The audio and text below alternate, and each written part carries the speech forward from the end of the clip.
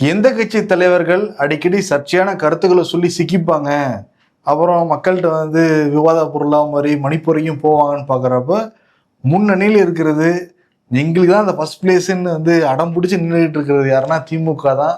ஓரணியில் திமுக இந்த விஷயத்துல. ஆமா, ஏற்கனவே நம்ம பார்த்தோம். பொன்முடி, ஏவா வேலு, ராசா, இப்ப அந்த வரிசையில் இடம் பிடிச்சிருக்காரு திருச்சி சிவா. ஆமா, இடையில முக்கியமான ஒரு ஆள் துரைமுருகனை விட்டுட்டீங்க. ஆமா, அவர் பொதுச் செயலாளர், இவர் திமுகவுடைய துணை பொதுச் செயலாளர். காமராஜருடைய பிறந்தநாள் விழா சென்னையில் நடந்திருக்கு. அதுல பேசுறப்ப காமராஜரை பத்தி சில சர்ச்சையான கருத்துக்களை சொல்லியிருக்காருங்கிறதான் விவாதமா மாறி இருக்கு. கலைஞர் கருணாநிதி என்னை கார்ல கூட்டிட்டு போவாரு, அப்ப எனக்கு 23, 24 வயசு தான்.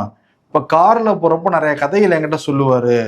நிறைய பேர் நினைப்பாங்க எதுக்காக இந்த பையன்கிட்ட இவர் சொல்றாருன்ட்டு, ஏன்னா இந்த பையன் தான் மக்கள்கிட்ட சரியா சொல்லுவாருனால கலைஞர் என்கிட்ட சொல்லுவாருன்னு சொல்லிட்டு காமராஜர் பத்தி கதை சொல்றாரு திருச்சி சிவா. என்ன சொல்றாரு அப்படின்னா, காமராஜர் ஏசி இல்லாம தூங்க மாட்டாரு, அவர் ஏசியோட இருக்கணுங்கிறதுக்காகவே அரசாங்க அந்த விடுதியிலலாம் ஏசி போட சொல்லி உத்தரவு போட்டவர் கலைஞர்.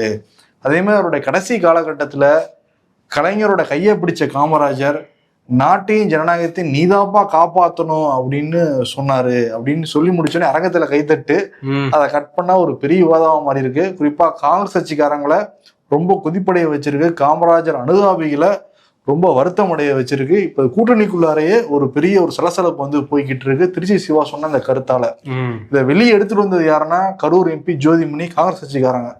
ஆமா, முதல்ல அவங்க தான் காட்டமா ஒரு பதிவு போட்டிருக்காங்க.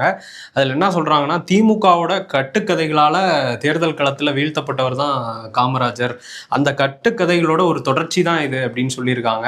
அவர் ரொம்ப எளிமையான மனிதர்ங்கிறது நம்ம எல்லாருக்குமே தெரியும். தமிழ்நாட்டோட மூலை முடுக்கெல்லாம் போயிருக்காரு, மக்களை சந்திச்சிருக்காரு. அங்கெல்லாம் எங்க ஏசி அறை இருந்தது அப்படிங்கிற கேள்வியை கேட்டிருக்காங்க. இந்த விஷயத்த நம்ம அப்படியே விட்டுறக்கூடாது, நம்ம அமைதியா இருந்துட்டோம்னா காமராஜரோட ஆன்மா நம்மளை மன்னிக்காது அப்படிங்கிற மாதிரி சொல்லி ரொம்ப கோவமா திமுக வெறும் கட்டுக்கதைகளை தான் கொண்டு வருவாங்கங்கிற மாதிரி அவங்க மேல நேரடி விமர்சனமே வச்சிருக்கிறாங்க.